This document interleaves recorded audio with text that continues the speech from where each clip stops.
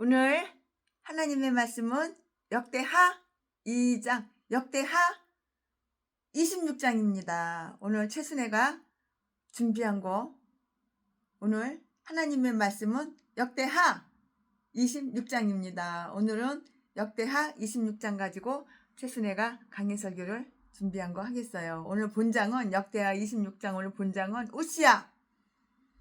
열왕기에는 이사랴로 이렇게 불리우고 있는데요. 통치 기사예요. 통치 기사. 열왕기하 14장 21절과 15장 1절 이하에서도 이 내용이 간단하게 다듬어서 언급되어 있어요. 다 나와 있어요.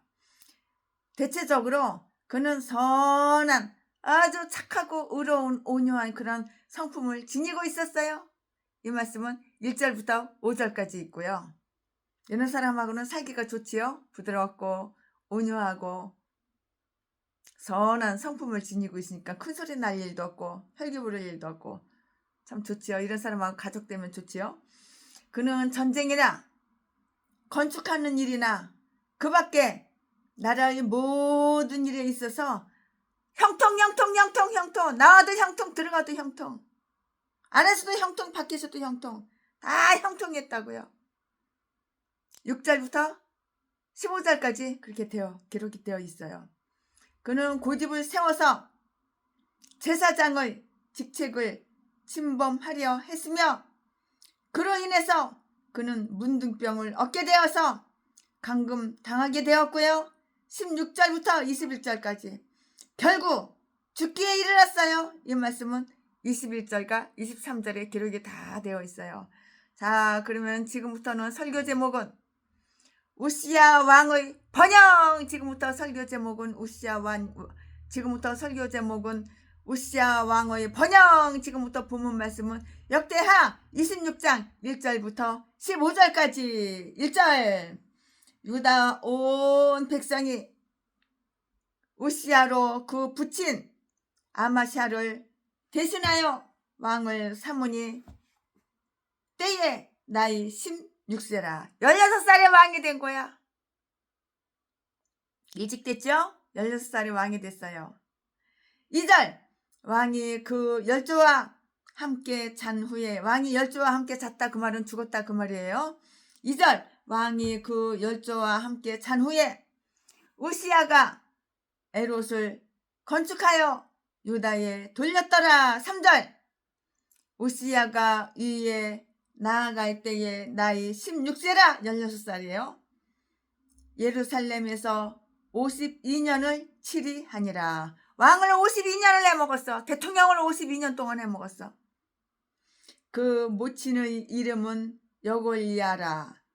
예루살렘 사람이더라. 4절 우시야가 그 붙인 아마샤의 모든 행위대로 여호와 보시기에 정직히 행하며, 여호와 보시기에 정직히 행하며, 사람 보기에 정직히 행하며, 그가 아니야. 여호와 보시기에 정직히 행하며. 4절 우시야가 그 붙인 아마사의 모든 행위대로 여호와 보시기에 정직히 행하며. 5절 하나님의 묵시를 밝히 아는 스가랴의 사는 날에 하나님을 구하였고 저가 여호와를 구할 동안에는 하나님이 형통케 하셨더라. 6절 우시야가 나가서 블레셋 사람과 싸우고 가드 성과 야분의 성과 아스도 성을 헐고 아스도 땅을 블레셋 사람 가운데 성읍들을 건축하며. 7절 하나님이 도우사 블레셋 사람과 구르바일에 거한 아라비아 사람과 40 사람을 치게 하신지라.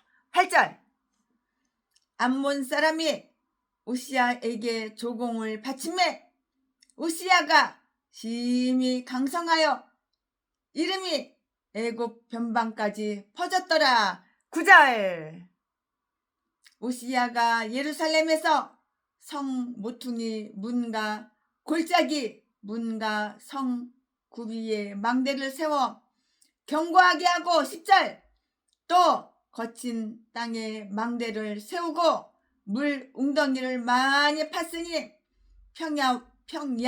평야와 평지에 육축을 많이 기름이며 또 여러 산과 좋은 밭에 농부와 포도원을 다스리는 자를 두었으니 농사를 좋아함이더라. 11절 우시야에게 또 싸우는 군사가 있으니 서기관 여이엘과 영장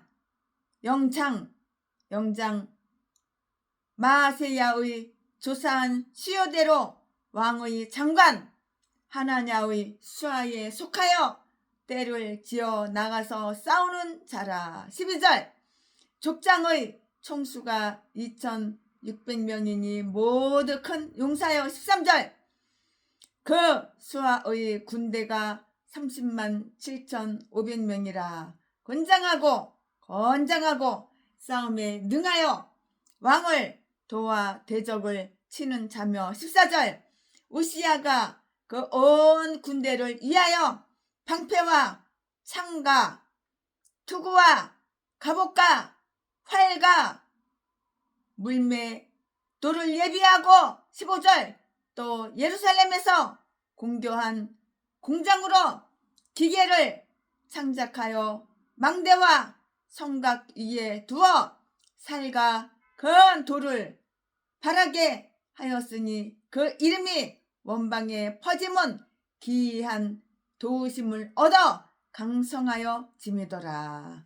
아멘. 네, 이거 여기까지 부문 말씀입니다. 이제 이 부문 말씀 가지고 강해 설교를 쭉쭉쭉쭉 이어서 하겠어요. 네, 우리는 여기에서 우시야에 관한 두 가지 사실을 다 알 수가 있었잖아요. 우시야 왕, 이 사람은 아주 경건했어요. 우리나라 똥개 새끼 왕하고 틀려. 제맹이 새끼하고 틀려. 그렇다고 해서 우리나라 똥개 새끼는 부정선거 해가지고 윤석열 대통령 끌어내고 탄핵시켜버리고 박근혜 대통령 애국자님 다 끌어내버리고 그 자리에 올라가지고 지가 그 자리에 올라서 완전히 중국 편 완전히 북한 편 공산주의 빨갱이 나라 다 만들어놨어. 그는 아주 경건했어요. 그렇다고 해서 그가 매우 뛰어난 자였거나 열심을 품고 있는 자는 아니었다고요. 다만 그는 여호와 보시기에 정직히 행하였고요. 그는 그의 부친처럼 그의 아버지처럼 참되신 하나님만을 섬겼는데요. 아니 그의 부친처럼 우상을 숭배하지는 않았으니 오히려 아버지보다 부친보다는 나았다고 이렇게 해야 할 거예요. 지 애비 새끼는 우상 숭배했잖아. 그러나 아들은 우상 숭배 안 했으니까는 지 애비 새끼보다 아들이 훨씬 난 거야. 애비도 왕이고 아들도 왕이지만 그의 부친처럼 참되신 하나님만을 섬겼다고. 우상 숭배 안 했다고. 아니 그의 부친처럼 그의 아버지처럼 우상을 숭배하지는 않았으니 오히려 부친 아버지보다는 나았다고 해야 할 것인데요. 그러나 그는 그의 후반기에 접어들자 마음이 아주 교만해졌어요. 나이 처먹으면 더 겸손해져야 되는데 나이 처먹고 나니까는 더 교만해진 거야. 나이 처먹을수록 더 교만해진 거야. 건방져지고 싸가지 갖고 막 띄우거든 높이거든. 네가 최고야. 왕 네가 최고야. 그러니까는 이 새끼가 진짜인지 알고 그냥 더 높아지고 더 교만해진 거야. 그러나 그는 그의 후반기에 접어들자 마음이 엄청나게 교만하여졌다고요. 교만하면 모가지를 팍 꺾어버리는 거야. 하나님은 무서운 하나님인 거 몰라? 그는 스가랴가 살던 때에 하나님을 구하였는데요. 5절 말씀에 이렇게 기록이 되어 있는데요. 이 스가랴는 그의 조부 요아스가 살해한 스가랴의 아들이었다고 이렇게 주장할 수가 있어요. 이 스가랴는 하나님 묵시를 밝히 하는 그런 사람이었고요. 그 묵시는 그 스스로가 하나님의 은총으로서 받는 것이었거나 선배 선지자들이 알고 있던 것이었는데요. 그는 예언에 능통하며 이 세상과 많은 대화를 나눈 자였고요. 많은 지식을 소유하고 믿음이 깊은 아주 믿음이 깊은 그런 선한 사람이었어요. 그러므로 그는 우시아에게 많은 영향력을 미쳤는데요. 주위에 이러한 자들이 있어 그들의 충고를 기쁘게 받는 자는 아주 행복해요. 그러나 그들과 함께 있을 때만 하나님을 구하고요. 자기 스스로는 그 목적을 수행해 나갈 만한 그런 어떤 원칙도 지니고 있지 않는 자는 정말로 불행하다고요. 불행해. 일단 인간들은 불행해. 그러나 그는 형통했고요. 대체로 그가 여호와를 구한 동안에는 그리고 믿음을 잃지 않는 한 하나님이 그를 아주 형통하게 하셨어요. 형통. 믿음으로 사는 자는 형통. 하나님이 그를 형통하셨다고요. 하나님께서 그를 형통하게 하셨다고요. 그럼 다음과 같은 사실을 한번 명심해 볼까요? 내가 인간으로 태어났어. 내가 신학을 졸업하고 목사가 됐어. 그럼 형통하게 목회를 해야지. 형통하게 목회하려면 하나님 마음에 들어야 되는 거야. 인간들 마음에 드는 게 아니고. 하나님이 형통하게 만드시는 자만이 번영할 것이라고요. 왜냐하면 번영은 하나님의 선물이기 때문에요. 번영은 바로 하나님의 선물이기 때문이라고요. 믿음과 경건은 외적 번영에도 좋은 친구, 좋은 벗이 되고요. 많은 사람들은 그들이 여호와를 구하고 그들의 의무를 충실히 행하는 한 자기들이 형통하게 됨을 발견하게 되며 그것을 소유하게 된다고요. 그것을 소유하게 돼요. 그러나 그들이 하나님을 버릴 때 모든 일들이 어긋나게 돼요.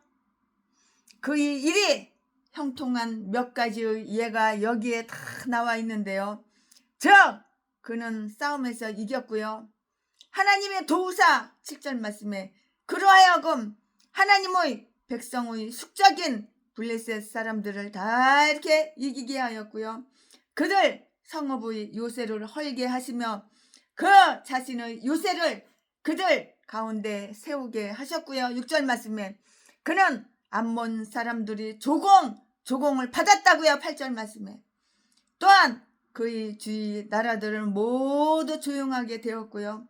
그들은 그를 아주 두려워하게 되었어요. 두려워하게 되었다고요. 그는 훌륭한 명예와 명성을 얻었고요. 그의 이름은 온 이웃 나라를 통해서 아주 유명해졌으며 8절 말씀에 그는 하나님과 그의 백성들과 함께 훌륭한 평판을 얻었다고요.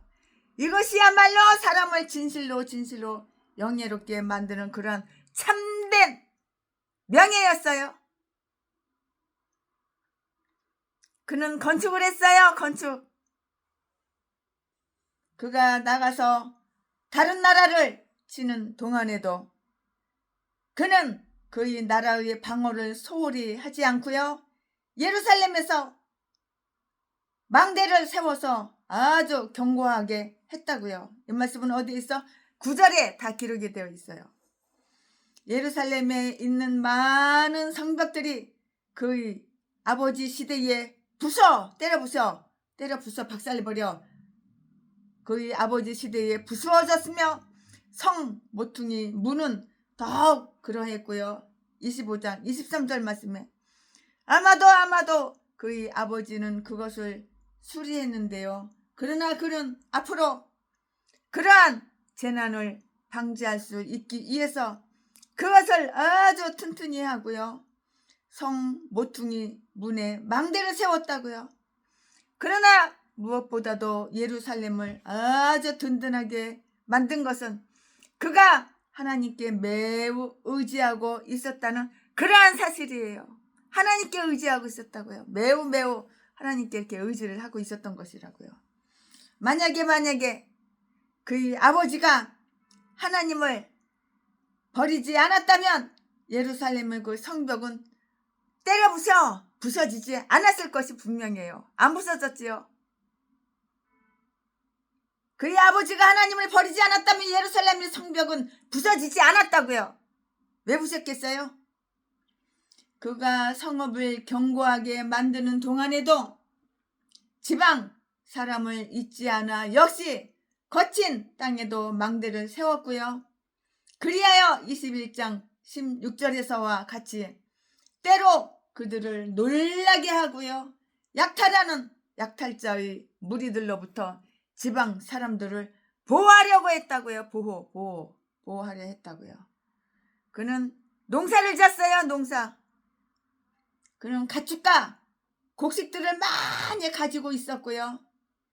이것들을 다스릴 많은 사람들을 고용하였으며 풍성한 재산을 유지했고요.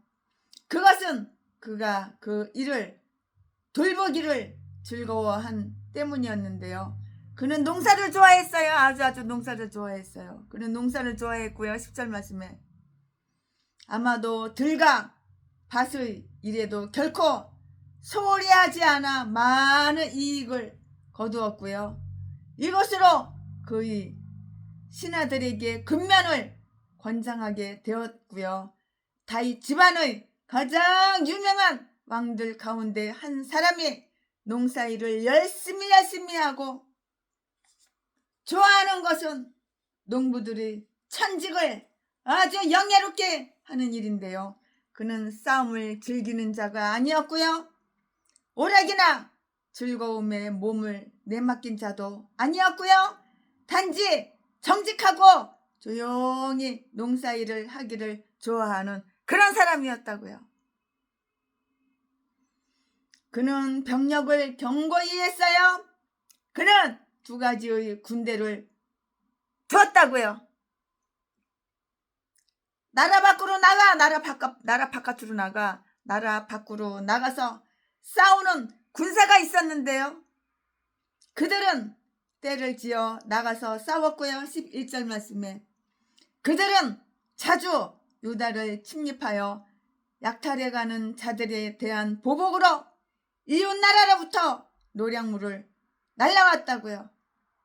또 다른 군사들은 감시와 수비를 위한 것으로 그 나라가 침입당할 경우에 대비하여 방어하는 일을 다 맡았어요. 12절 13절 말씀에 그렇게 기록이 되어 있어요. 그들의 수요는 매우 많았으며 그들은 모두 아주 건장하고 싸움에 능했고요. 어떤 적도 그들과 대면할 수 없었고요. 그들 앞에 서 있을 수가 없었어요. 무장하지 않은 군사는 싸움터에서 거의 아무것도 할 수가 없고요. 그러므로 우시아는 그 자신을 단단히 무장하는 반면 그의 군사들에게도 창과 활, 물매, 방패, 투구 그리고 갑옷 등 방어할 수 있고요. 공격할 수 있는 무기를 주었다고요. 이 말씀이 어디 있어? 14절에 기록이 다 되어 있어요. 14절, 14절. 칼에 대한 언급은 없는데요. 아마도 이것은 모든 군사들이 각자 항상 그들 자신의 칼을 지니고 다녔던 때문이었고요. 그의 시대에 기계도 고안해 냈는데요. 이것은 망대와 성곽 위에서 화살과 큰 돌을 쏘아 공격자들을 괴롭히기 위한 것이었고요. 15절 말씀에 인간의 욕정으로 인한 싸움과 전쟁이 교활한 인간들로 하여금 인간을 죽이는 기구를 발명해 내는 데다가 그들이 그 기술을 발휘하게 했다는 사실은 얼마나 비참한 일인가. 정말 비참한 일이죠. 아멘. 지금부터는 설교 제목이 바뀌어요. 본문 말씀이 바뀌어요. 지금부터 설교 제목은 우시야의 죄악. 우시야 왕의 죄악. 지금부터 설교 제목은 우시야의 죄악. 지금부터 본문 말씀은 역대하 26장 16절부터 23절까지. 16절. 저가 강성하여짐에 그 마음이 교만하여 악을 행하여 그 하나님 여호와께 범죄하되 곧 여호와의 전에 들어가서 향단에 분향하려 한지라. 17절. 제사장 아사랴가 여호와의 제사장 용맹한 자 80인을 데리고 그 뒤를 따라 들어가서 18절. 우시야 왕을 막아 가로되 우시야여 여호와께 분향하는 일이 왕의 할 바가 아니요 오직 분향하기 위하여 구별함을 받은 아론의 자손 제사장의 할 바니 성소에서 나가소서. 왕이 범죄하였으니 하나님 여호와께 영광을 얻지 못하리이다. 19절. 우시야가 손으로 향로를 잡고 분향하려 하다가 노를 바라니 저가 제사장에게 노할 때에 여호와의 전 안 향단 곁 제사장 앞에서 그 이마에 문둥병이 바란지라. 20절. 대제사장 아사랴와 모든 제사장이 왕의 이마에 문둥병이 바라였음을 보고 전에서 급히 쫓아내고 여호와께서 치심으로 왕도 속히 나가니라. 21절. 우시야 왕이 죽는 날까지 우시야 왕이 죽는 날까지 우시야 왕이 대진을 그날까지 우시야 왕이 21절. 우시야 왕이 죽는 날까지 뭉둥이가 되었고 뭉둥이가 되매 여호와의 전에서 끊어졌고 별궁에 홀로 거하였으므로 그 아들 요담이 왕궁을 관리하며 국민을 치리하였더라. 22절 22절. 이 외에 우시야의 시종 행적은 아모스의 아들 선지자 이사야가 기록하였더라. 23절. 우시야가 그 열조와 함께 자매 저는 문둥이라 하여 열왕의 묘실에 접한 땅 곧 그 열조의 곁에 장사하니라. 그 아들 요담이 대신하여 왕이 되니라. 아멘. 이거 본문 말씀입니다. 이 본문 말씀 가지고 또 나머지 강의 설교 이어서 쭉쭉쭉쭉 하겠습니다. 네, 우리는 여기에서 우시야라는 왕이 단 하나의 그 오점을 남기게 된 것을 발견할 수가 있어요. 그것은 다른 왕들이 저질렀던 것과 똑같은 종류의 것은 아니었는데요. 나쁜 왕이라는 그 오점이 찍힌 자들은 대부분 음란한 행동, 살인, 사람 죽이는 거, 억압, 박해, 그리고 특히 그리고 우상숭배를 행한 때문이었다고요. 뭐 못된 거 더러운 건 다 해. 골라 뽑아서 다 해. 못돼 처먹은 거 더러운 건 다 해. 살인하고 억압하고 박해하고 우상숭배하고 음란한 행동하고 똥개들이 선한 왕들 중에도 이러한 잘못을 저지른 자도 있었는데요. 다윗 자신도 역시 예외는 아니어서 우리아에 대한 일로 오점을 남겼고요. 그러나 우시야가 받은 책망은 이러한 것들 때문이 아니었다는 것을 알 수가 있었고요. 그러나 그는 그의 하나님 여호와께 범죄를 하였다고요. 그는 하나님의 여호와께 이렇게 범죄를 하였다고요.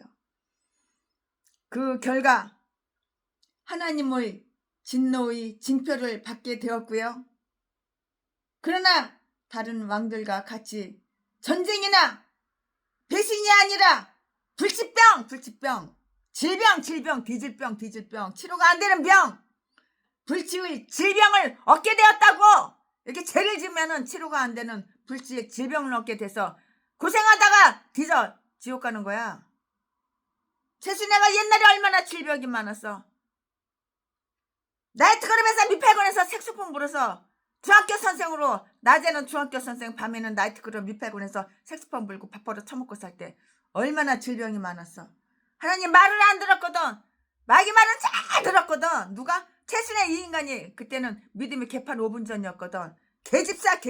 그 당시 큰 대형교회 돈 받고 피아노 반주자였지만, 성가대 반주자였지만 디질병이 걸려가지고 회개하고 나서 지금 살아있는 거야. 그때 회개 안 했으면 뒤졌지. 뒤졌으면 천국 갔을까? 지옥 갔지? 그 생각만 하면 아주 그냥 눈물이 나요. 너무 하나님 은혜가 고마워서. 하나님의 사랑. 오래오래 참으시는 하나님의 사랑. 그 크신 하나님의 사랑 말로 다 형용 못하네. 사랑은 언제나 오래 참고. 오래 참으시는 하나님. 그러니까 최순애가 뒤지지 않고 살아있지. 그러니까 아픈 사람들, 사고나고 질병에 걸린 사람들 보면은 최순애가 마음이 아파. 내가 다 경험해봤거든. 다 경험해봤어. 불속에도 들어가보고 물속에도 들어가보고 디질병에 걸려보고. 최순애 간증 들어보면은, 유튜브에 최순애 간증 들어보면 다 나와요. 그의 죄는 제사장의 직분을 침범한 데에 있었고요. 선한 길은 단 하나이나 샛길은 많이 있어요. 그의 선조들이 범한 죄는 여호와의 성전을 버리고요. 24장 18절 말씀에 우상의 제단에 분향한 것이었는데요. 25장 14절 말씀에 있고요. 그러나 그의 죄는 허용되지도 않은 여호와의 전에 함부로 들어가 자기가 직접 하나님의 제단에서 분향하려 했던 점이고요. 그것은 아마도 그가 하나님께 대한 뛰어난 성의와 애정을 가장하려는 마음 때문이었고요. 양극단을 피한다는 것이 얼마나 어려운가 한번 보자고요. 그가 죄를 범한 근저에는, 이 인간이 죄를 범한 근저에는 뭐가 있었어? 교만이 있었어. 교만이. 그러니까 디질병에 걸린 거야. 교만 때문에. 디질병 걸리기 싫어? 그러면 교만하지 말았어야지. 겸손하고 낮아졌어야지. 하나님을 높여야지. 널 높이고 하나님을. 내가 깔아버렸잖아. 네 볼기짝으로 깔아버 뭉개버렸잖아. 그가 죄를 범한 근저에는 마음에 교만이 있었다고요. 그 무엇보다도 그 자신을 멸망으로 인도하는 정력이었다고. 정력은 네가 나를 뒤지게 하는 거야. 16절 말씀에 저가 강성하여짐에 그가 그렇게 될 때까지는 그는 하나님의 선하신 섭리에 의해서 이렇게 놀라운 도움을 받았는데요. 15절 말씀에 곧 그의 부자, 그의 부와 권세와 권능이 매우 이대하고 아주 이대하고 커짐에 따라서 그는 그에게 그렇게 많은 은혜를 베풀어 주신 하나님께 감사하여 하나님의 이름을 높이는 대신에 오히려 자기 마음을 교만하게 하여서 멸망케 했다고. 네가 너를 멸망케 했다고. 인간아.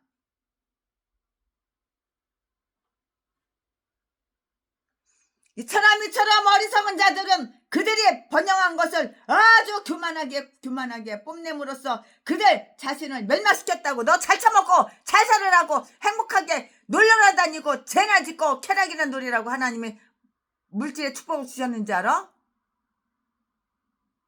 천국에 심으라고, 복음 전하는데 심으라고 하나님이 물질 축복 주신 거야. 이 얘기는 최순애한테 하는 거예요. 그러니까 천국에 심었지. 잘 처먹고 놀러 다니라고. 쾌락이나 누리라고. 근데 최순애도 회개할 게 있어요. 그저 눈구멍만 뜨면 어디만 가면 백화점 가면 그냥 몇백만 원 들고 가서 옷만 사와. 옷이 수천 벌이야, 수천 벌. 한 번 입고 버린 것만 해도 수백 벌이고 수천 벌이야. 이거 고쳐야 되는데 이게 안 고쳐져. 스트레스를 옷 사는 걸로 스트레스 푸는 것 같아. 드레스 사고 구두 사고. 여자는 여자야. 아유 참. 아 주님. 이것도 회개해야 돼 정말. 15절 곧 그의 부와 권세와 권능이 매우 위대하고 커짐에 따라서 그는 그에게 그렇게 많은 은혜를 베풀어 주신 한 번도 안 입은 옷이 80%야 80%. 한 20% 10%만 한 번씩 입어보고 나머지는 안 입고 그냥 싸놓고 싸놓은 게. 그러니까 나도 참 이 인간도 이거 좀 바뀌어야 되는데 그렇게 빨리 안 바뀌어져. 아유 스트레스 푸는 게 옷 사는 게 스트레스 푸는 거야. 저가 강성하여짐에 그가 그렇게 될 때까지는 그는 하나님의 선하신 섭리에 의해 놀라운 도움을 받았는데요. 15절 말씀에 곧 그의 부와 부자, 그의 부와 권세와 권능이 매우 위대하고 커짐에 따라서 그는 그에게 그렇게 많은 은혜를 베풀어 주신 하나님께 감사하여서 하나님의 이름을 높이는 대신에 오히려 자기의 마음을 교만하게 하여서 네가 나를 멸망시켰다고. 하나님을 높여야 되는데 너는 네가 너를 높였잖아. 그러니까 네가 너를 멸망시키게 하는 것이지. 이처럼 어리석은 자들은 그들이 번영한 것을 교만하게 뽐냄으로써 그들 자신을 멸망시킨다고요.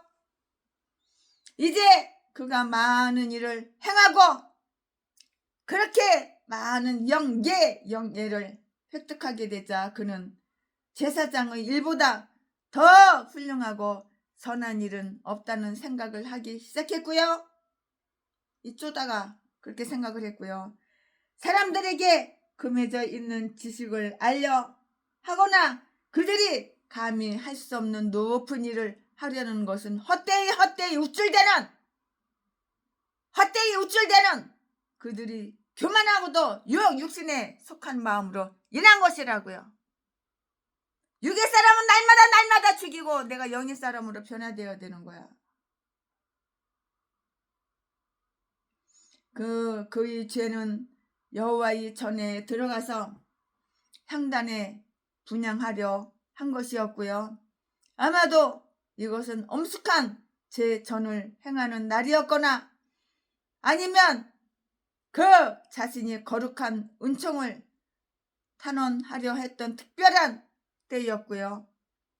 어떤 생각이 그의 머리에 떠올라 그렇게 행하도록 했는지는 최순애는 알 수가 없어요. 그렇지만 그의 조상들 가운데 가장 훌륭한 자도 또한 가장 악한 자도 그러한 시도를 한 사람은 아무도 없었어요. 찾아봐. 아무도 없었다고요. 그는 그것이 율법으로 금해져 있으며 이제까지 그러한 관습이나 전례가 없었다는 것을 잘 알고 있었어요. 그러니까 모르고 짓는 죄가 있고 알고 짓는 죄가 있는 거야. 그는 다윗이 진설병을 먹었던 것 같은 그런 타당한 이유를 핑계 삼을 수도 없었는데요. 우시아는 제사장들이 그 직책을 매우 아주 정교하고 품위 있게 그리고 헌신적으로 해야 함에도 불구하고요. 그렇게 하지 못하고 있다고 생각하고요. 자기가 하면 그들보다는 더 훌륭히 할 수 있다고 이렇게 생각을 했다고요. 그가 우상 숭배하는 왕들이 그들 스스로 그 신들의 제단에서 분향하는 것을 보았기 때문이었는지 그건 잘 모르겠어요. 그렇지만 그의 아버지도 그랬고요. 여로보암도 열왕기상 13장 1절 말씀에 그랬고요. 분향하는 영예를 얻고자 하는 그 욕심 때문에 자기들이 직접 분양할 수 없었던 하나님의 집을 떠나도록 유혹했고요.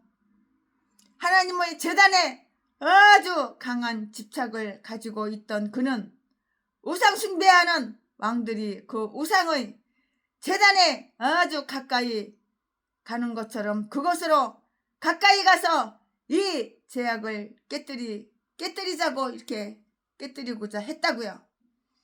그러나 이것은 그의 하나님 여호와께 대한 범죄라고 이렇게 기록이 되어 있어요. 이것은 다 하나님 여호와께 대한, 이것은 그의 하나님 여호와께 대한 범죄라고 다 성경에 기록이 되어 있어요. 이건 엄연히 범죄예요. 그는 하나님께서 그에게 주신 영예로 만족하지 않고 우리들이 최초의 조상들과 같이 그에게 금해진 것을 침범하려 했다고요. 침범하려 했다고요. 그때 그와 함께 있어 그를 시중 들던 그 제사장, 대제사장과 다른 제사장들은 그를 저지했는데요. 17절, 18절 말씀에, 17절, 18절 말씀에 그들은 각자의 직책에 따라서 왕을 위해서 분향할 준비를 하고 있었고요. 그러나 그가 손수 그 일을 하겠다고 제안했을 때 그들은 그것이 그에게 속하지 않는 일을 간섭하는 것으로서 극히 위험한 일이라는 것을 그에게 분명히 알려주었어요.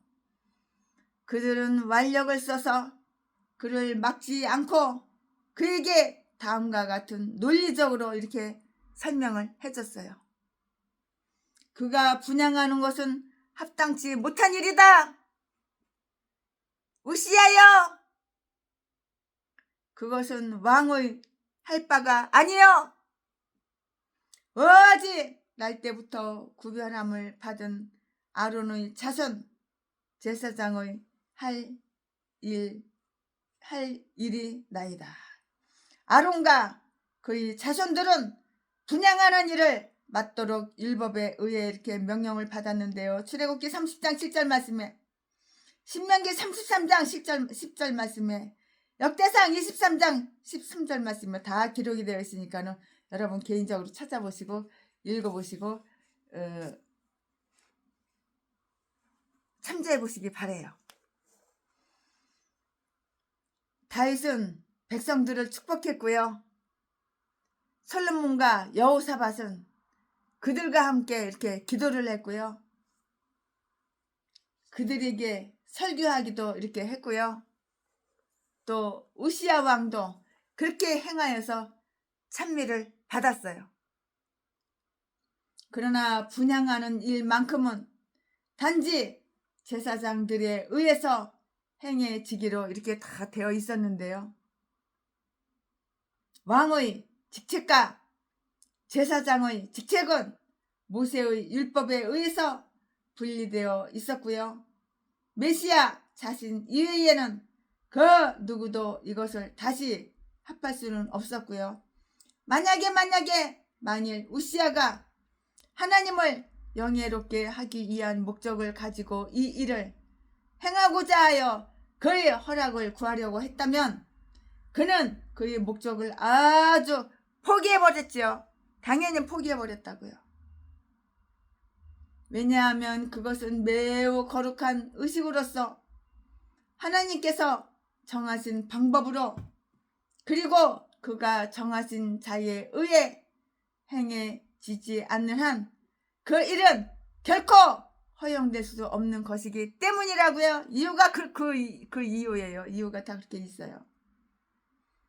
그것은 안전한 일이 아니었고요. 그것으로 인해서 그는 하나님 여호와께 영광 받지 못하게 될 것이라고 이렇게 했어요.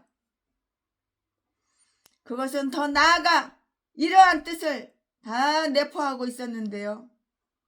그것은 당신의 수치가 될 것이며 위험을 당하게 될 것이고요. 율법은 외인 즉 제사장이 아닌 사람들이 그곳에 가까이 오는 것을 특별히 금하고 있는데요. 민수기 3장 10절.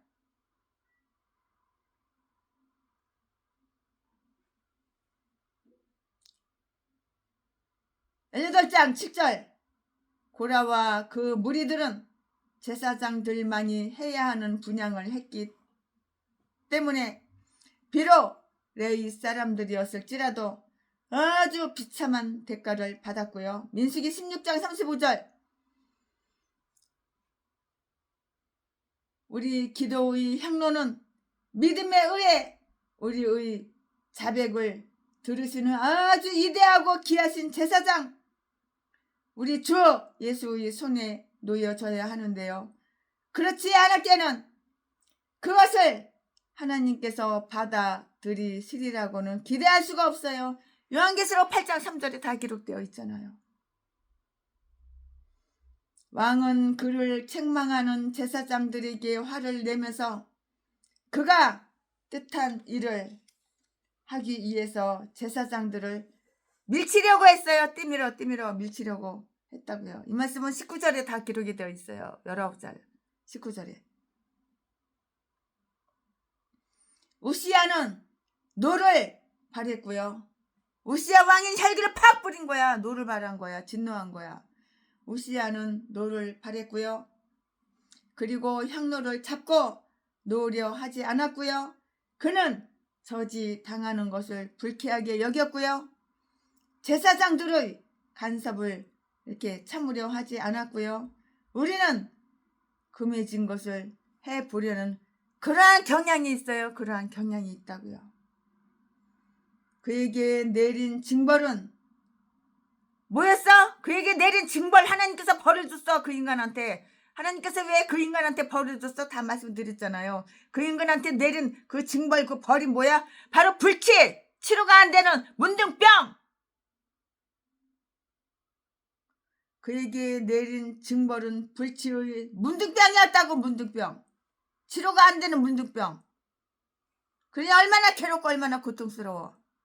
하나님이 이 인간한테 왜 문둥병을 줬을까? 교만하니까. 건방지고 싸가지 없고 교만하니까.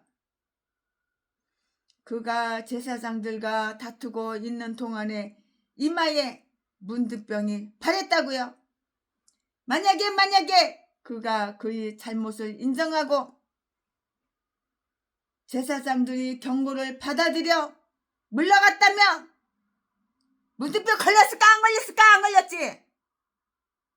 문둥병 걸리기 싫어? 그러면 네 잘못을 네가 인정했어야지. 네 죄를 갖다가 네 범죄 사실을 인정했어야지. 그리고 제사장들의 경고를 받아들이고 물러갔어야지. 그러면 문둥병 안 걸렸지. 네가 나를 문둥병 걸리게 만드는 거야. 만일 그가 그 자신의 잘못을 인정하고 제사장들이 경고를 받아들여서 물러갔다라면 모든 일은 아주 잘 되었고 문둥병은 안 걸렸다고.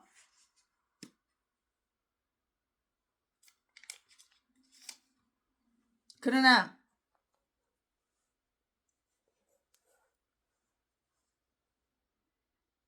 그가 제사장에게 노하고 혈기를 빡 뿌리고 진노하고 개지랄 난리를 부렸겠지. 노하고 그들과 싸우고 다투고 있을 때 하나님께서 그에게 노하셔. 진노하셔서 하나님 열받아가지고 문둥병으로 징벌시켰다고. 문둥병 걸리기 싫어? 그럼 이렇게 하지 말았어야지. 왜 열받아가지고 노하고 그들과 다투고 있어?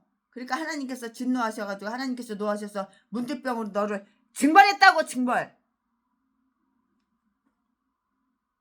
벌받아가지고 질병에서 시달리는 개목사들 알아봐. 깨달아봐. 좀 알아봐.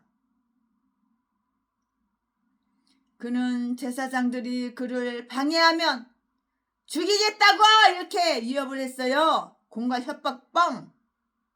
그를 방해하면 죽이겠다고 위협했으나 바로 그때 땅이 진동하고 성전 지붕이 들쳐지면서 그 사이로 한 줄기의 빛이 들어와 곧바로 왕의 얼굴을 쳤어요. 그러자 그의 얼굴에는 바로 곧바로 문득병의 증세가 나타나기 시작했다고. 닌 낯짝에 네 쌍판대기에 문득병이 나타나기 시작했다고. 내가 그러니까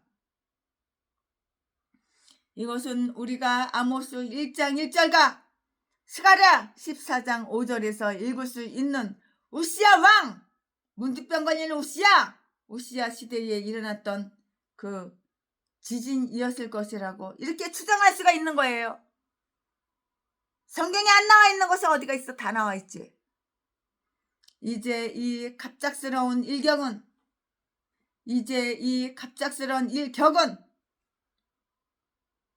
그와 제사장 사이의 분쟁을 끝나게 해주었고요. 왜냐하면 문둥병 증세가 나타나자 그들은 그를 성전 밖으로 몰아낼 수 있는 용기가 생겼기 때문이었고요. 물론 그 자신도 여호와께서 그를 병으로 질병으로 치심으로 속히 나갔다고 질병으로 하나님 막 치시는 거야. 그러니까 하나님 열받게 만들면 안 되는 거야. 하나님 열받게 만들면 하나님은 질병으로 치시는 거야. 하나님 진노하게 만들면 노하게 만들면 안 되는 거야. 물론 그 자신도 여호와께서 그를 병으로 치심으로 속히 나갔고요. 그 병은 여호와의 여호와의 진노하심을 나타내는 특별한 표징으로서 하나님의 제단으로부터 물러가야 할 뿐만이 아니라 일반 사람들과 접촉도 왜냐면 전염되니까 접촉도 하지 말고 운둔에 있어야 한다는 것을 그는 잘 알고 있었어요. 이거 문둥병은 전염이 되기 때문에 사람들하고 접촉하면 안 되고 운둔에 있어야 돼요. 하나님의 입을 통한 징계로도 잘못을 고치려 하지 않는 건망진 사람들은 하나님의 손에 의한 그 징계를 받게 되는데요. 그가 자기에게 대한 하나님의 진노를 깨닫자마자 자기의 계획을 포기하고 황급히 그 자리를 떠났다는 사실은 비록 그가 범죄한 왕이었지만 그의 마음속에는 하나님께 대한 외감이 다소 있었다는 사실을 다 입증해 주는 것이에요. 비록 그가 제사장과는 다툴 수 있어도 그의 조물주와는 싸우려고 이렇게 하지 않았다고요.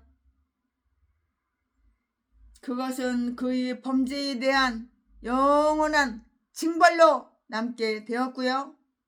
왜냐하면 그가 죽는 그날까지 뭉둥이가 됨에 외계와의 관계를 끊고 홀로 거했기 때문인데요. 따라서 그는 모든 일을 그의 아들이 다쓰도록 넘겨주지 않을 수가 없었고요. 21절에 이리하여 하나님은 아주 교만한 자를 물리쳐. 하나님은 오만한 자를 물리친다고. 왜냐하면 하나님은 교만한 자를 물리치시며 하나님이 세우신 제도의 영예와 고결함을 위해서 경계하고 계신다는 그 예를 다 보여주신 거예요. 다 보여주셨다고요. 이처럼 하나님은 아주 훌륭하시고요. 선한 사랑, 자애까지도 하나님과 자기들 사이에 거리를 이렇게 알고 지키게 하시고요. 그들이 알지 못하는 것에 간섭하지 않도록 분명하게 확실하게 이렇게 분명하게 경고를 하셨잖아요. 경고하셨다고요. 또한 그는 이처럼 우시야를 불러 들이시어 오랫동안 진심으로 회개하도록 이렇게 만드셨는데요. 따라서 우리는 그가 좀 더 나아지기를 바라지 않을 수 없는 것이고요. 그는 이 세상에서 할 일이 많은 자였다고요. 그러나 그가 그곳에서 물러나 별궁에 감금되었을 때 그는 다른 세상을 생각할 여유가 있었고요. 그에 대한 준비를 할 수가 있었는데요. 이 왕에게 내린 징벌을 통해서 하나님은 백성들로 하여금 친하게 여기기 쉬운 성전과 성직과 그 밖에 신성한 것들에 대해서 거대한 존경을 갖게 하고자 하셨고요. 왕은 문둥이가 된 이상 그는 살아있긴 해도 죽은 자나 똑같아. 문둥병 걸렸는데 살아있기는 하지만은 죽은 자나 돼진 자나 똑같아. 목숨은 붙어있어서 밥 먹고 똥 싸고 살아있기는 하지만 죽은 자나 똑같아. 문둥병 걸렸으니까는 죽은 자는 똑같다고. 얼마나 고통스럽고 얼마나 괴롭겠어. 왕은 문둥이가 된 이상 그는 왕이 살아있기는 해도 죽은 자와 똑같아. 죽은 자와 다름이 없으며 생매장 된 거나 쌤 마찬가지라고. 사실상 율법도 가까이 오는 죄인은 죽이라고 이렇게 대답을 하였고요. 수치스러움이, 창피하고 쪽팔리는 수치스러움이 그보다 더 오래 살아남게 되었고요. 왜냐하면 그가 죽었을 때 그들은 그가 문둥이라는 이유로 왕의 묘실에 장사하지 않았고요. 그리하여 그가 성취해 놓은 다른 영광도 모두 얼룩지게 되었다고요.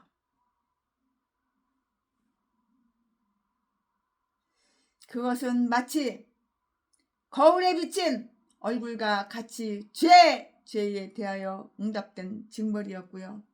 그가 범죄한 밑바탕에는 교만이 숨어 있었으므로 하나님은 이처럼 그에게 수치를 주어 그의 교만을 꺾어버려.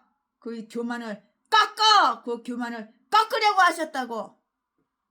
쪽팔리게 해서 수치를 줘서 교만을 꺾어버리게 하셨다고. 모가지 팍 꺾어버리는 거야. 그 모가지가 뻣뻣해. 교만해. 모가지 팍 꺾어버리는 거야. 그가 범죄한 밑바탕에는 교만이 숨어 있었으므로 하나님은 이처럼 그에게 쪽팔리고 창피하고 수치를 주어서 그의 교만을 꺾으려고 이렇게 하신 것이라고. 그가 제사장들을 경멸하여 그들의 직분을 침범하려 했으므로 하나님께서 그를 치시어 병을 얻게 하셨고 그로 하여금 제사장들의 감찰과 처사에 완전히 복종하도록 만들었고요. 문둥병을 판별하는 일은 제사장들에게 속해 있었기 때문인데요. 신명기 24장 8절 말씀에 그는 제사장들만 들어갈 수 있는 성전으로 들어갔고요. 그래서 그는 성전의 뜰에서도 쫓겨났고요. 그것은 의식법상 성결한 자는 아무리 비천한 자라도 자유롭게 들어갈 수 있는 그러한 곳이라고요. 그는 그의 고집을 막으려던 제사장들과 대결했고요. 그것으로 해서 그의 이마에 문둥병에 바라게 되었는데요. 미리암의 경우도 그러했는데 이것은 그녀의 아비가 그녀의 얼굴에 침을 뱉는 것으로 이렇게 비유가 되었다고요. 민수기 12장 14절에 다 기록이 되어 있어요.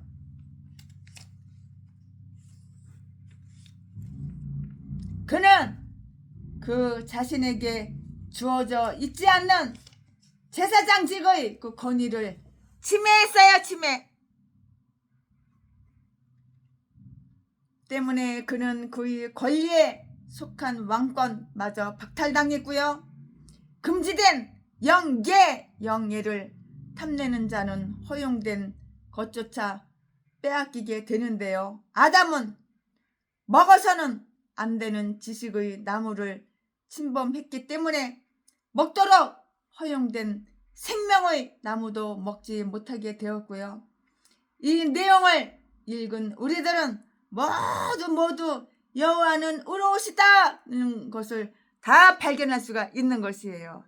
아멘. 지금부터는 설교 제목이 아멘. 최순애 목사가 역대하 26장 강해 설교 준비한 것은 여기까지가 끝입니다. 지금부터는 예수님이 말씀하시니 물이 변하여 포도주가 돼보자고요. 지금까지는 역대하 26장 최순애가 강의 설교 여기까지가 끝입니다. 강의 설교 준비한 것은 여기까지가 끝입니다. 예수님이 말씀하시니 물이 변하여 포도주 됐네. 예수님이 말씀하시니 물이 변하여 포도주 됐네. 예수님 나에게도 말씀하셔서 새롭게 변화시켜 주소서. 아멘 아멘. 예수님이 말씀하시니 바디메오가 눈을 떴다네. 예수님이 말씀하시니 바디메오가 눈을 떴다네. 예수님 나에게도 말씀하셔서 새롭게 변화시켜 주소서.